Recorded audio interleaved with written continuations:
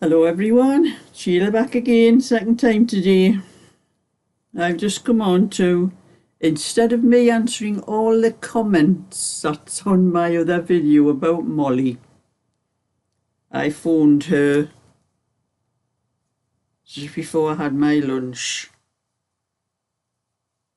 just to find out how she was and all that, and says she's home. She was 6 hours in the hospital where they done all scans and everything to check, make sure she had no broken bones and that she didn't have a concussion, because that's what I was thinking with the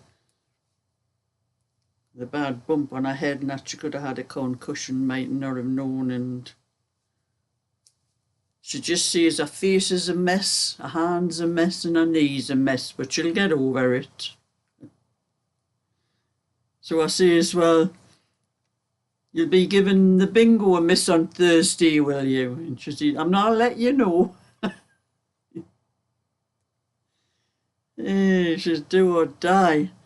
But she says they cancelled the ambulance because there was just didn't seem to be any sign of it coming, and her son had turned up in his car, so he took her to the hospital instead. So she got there and sorted a lot quicker than she would have.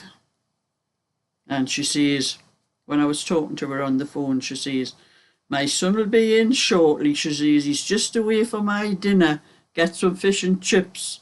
She says, and then we can have a cup of tea out of my new teapot. I see she was more worried that she had broke that teapot last night than anything else. And I said, well, what about your nose? Because you said you thought you had broke your nose. And she says, no, it was me glasses. She says, when I fell, because she fell on her face down. She says, the part on the glasses of there had dug into her face and had cut her across the top of her nose, and had broke her glasses and had cut across the bridge of her nose, and that's what she made her think with being sore. She says that it was, she thought she had broke her nose, but she hadn't. But I've told her, I says, next time,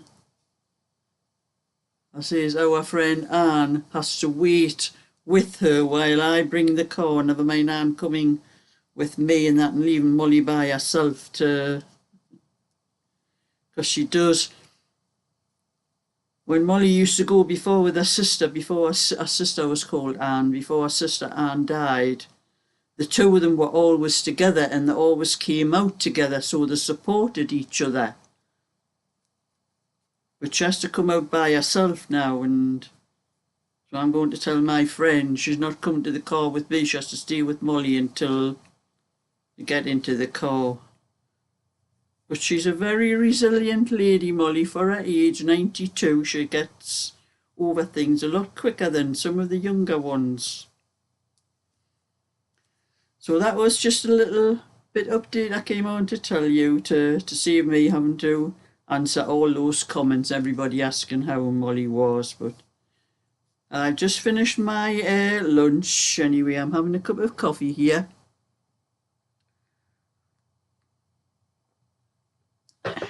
And I'm busy knitting Belinda's cardigan. I did this morning, I've done the three bowls for Emma. I just have to finish off all the little ends, sew all the little ends in, you know, where I start. So that's one bowl, the large bowl, the middle-sized bowl, and the small bowl. They all fit snugly inside each other. And you know, I'm getting loads of people asking about these bowls because I haven't seen them on eBay. And I say, well, I don't get a chance to put them on eBay. These ones are orders. But even if I did any myself, somebody would want to buy them. There's no chance of them getting onto eBay. But I will try when I get time. I will do what I can and see if I can put some up on eBay. But I've also had people on Facebook asking, because I put pictures on Instagram when I knit anything and it goes onto Facebook. And I've even had people asking about the phone pouches. One lady wanted to know, I don't know if she's one of my subscribers or not, but wanted to know if I delivered to Australia. So surely there's other crafters on YouTube that do what I do, surely. You know, other ones can do these things. They're very simple to make. But anyway, that was how much I had got done of the 3 pouches, and I had just enough time, put these down here, to start. This is the bag for Emma as well, and she wanted one of these with they're not real leather, it's called PU leather. I don't know what that stands for, but they do smell like leather. I don't know whether there's just a layer on the outside and there's something else inside, but they do smell like leather. Oh, I've got in my throat. So I managed to get just started off, and then I will be adding these colours to it. When I started off with just the chunky, because it is hard to get those 3 colours through those little holes. I used, I think it was a 3mm hook to start it off, and just with the chunky, there's a job getting that hook in and out with that wool on. And then I did the next row. I did the second row on 5.5mm, and that makes the stitches larger. So I'll be doing the rest of the stitches on the 8mm hook for the rest of the bag. This is what I call a medium-sized bag. I have another, that's a smaller one. Makes a bit of a little smaller bag. I do those ones more or less for children, you know, little bags for children, and for the peg bags that I do, I use one of those for the peg bags, because they're a lot smaller. Those ones better for the peg bags. But so this is a medium-sized bag, and I double up the stitches around the edges, so it makes it just a little bit wider, comes out a little bit wider. And that ball of wool's just dropped on the floor somewhere. So I have to put that down. I've still got the weight attached to it. Put that down till tomorrow morning. Oh, there's the blue there.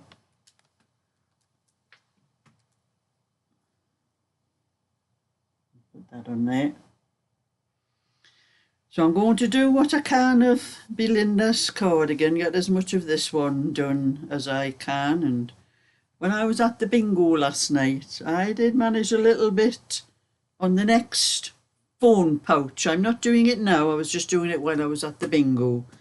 Something to do, because I wanted something small to do. I didn't want something where I had to take big balls of wool. So that was how much of the next phone pouch. I can't remember who this one's for in my books somewhere. I've got a load of rubbish all over this bin. I can't find things. Oh, it's in here. I've got my order book to see who it was that wanted this. The 2.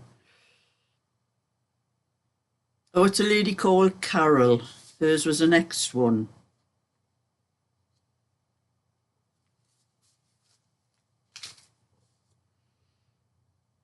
Yes, after I finished Emma's, the next crochet I'll be doing will be Jane's, the peg bag.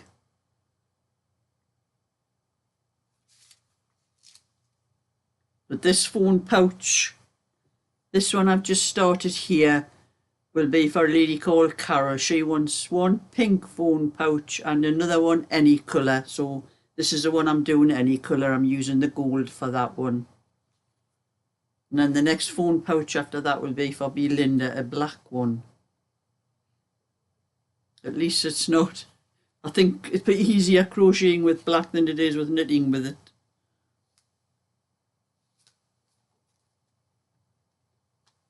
So once I get these crochet things sorted and finished, I can do what I want after that, anything. So I may possibly do some more bowls for to put them onto eBay, or more phone pouches to put them onto eBay, because I seem to keep getting asked for these. So anyway, that was how much I'd done. I don't think my friend was very happy because I wasn't playing the game on my phone. It's a word game that I used to play, and I was just sick of it. Sick of playing that game. It was too easy. Didn't like it really. But I think she went sort of a little bit huffy because I wasn't playing it. But I was doing plenty chatting while I was doing it. I would have had more than that done if I hadn't been talking so much. I'm afraid that's my downfall when I'm with a lot of people and that, and not sort of talking and don't get as much done as I'd like to do. So that was just a little update to let you know about Molly and a little few other things. So thumbs up and subscribe. I'll catch you all again sometime. So bye for now.